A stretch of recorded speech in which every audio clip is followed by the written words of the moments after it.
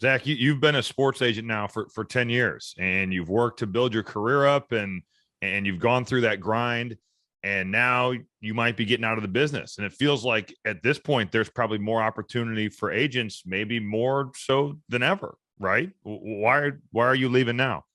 Yeah, when I got into this business 10 years ago, it was about relationship building, right? And kind of like what the coaches said, right? You go, you sit in somebody's living room, you talk to mom and dad, you tell them how you're going to help their kid go from point A to point B and so on and so forth.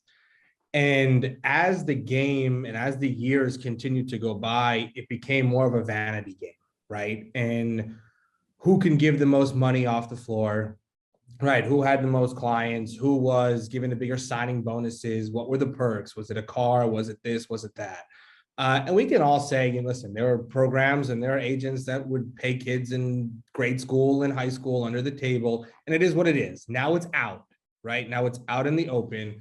And I think we're living in a really dangerous time for this game, right? I think the fact that NIL is now going to be allowed in high school games is very dangerous, right? Every handler is out there now with their hand out, right? Every agent is at 8th grade basketball games telling kids that they can get them t-shirt deals and car deals, and they can't even drive, right? It's a situation where what happened this weekend with the University of Miami should be an eye-opener for everybody, right? And there are a lot of different stories involved, and there are a lot of different takes, and maybe they knew, maybe they didn't know, maybe the kid gave the thumbs up to run the story, maybe he didn't, right? It's pretty hard to imagine that he didn't have any idea that that was coming, right? Like, I think it's a good way to save yourself. I think if the two coaches right here, I don't know if you want a kid like that in your program moving forward, right? If you know he's going to enter the transfer portal looking for an NIL deal, right? Hey, I had X amount of dollars on the table at Miami. Now give me X and I'll come here, right? So for some people, it's very beneficial, right? Oscar in Kentucky. If he would have declared for the draft, he wasn't a first round pick, right? So he probably would have fallen somewhere in the 40s. Maybe he had to take a two-way depending on what team chose him. So maybe he gets $500,000 taxed, agent fee, dues, everything like that. Now he goes back to Kentucky, gets $3 million, right?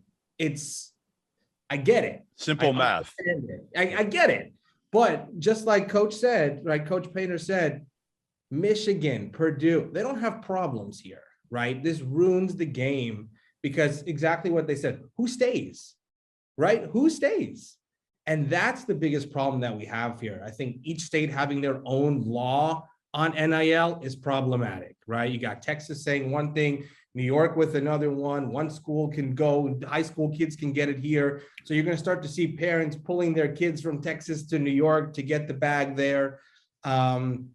It's dangerous, right? And again, we're going to run into the same issue that we always run into, right?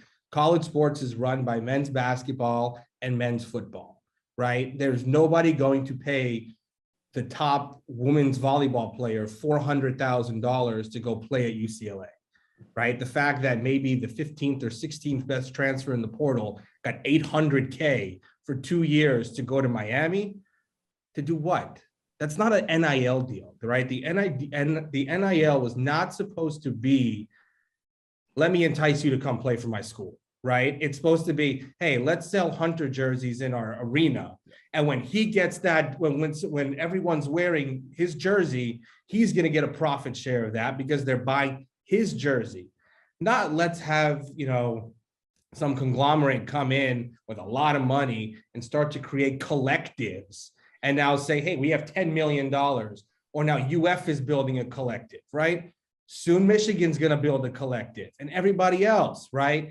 That's the problem that we're going to run into here. And if we don't put the kibosh on it now, it's going to get younger in the grassroots game. It's going to get more complicated.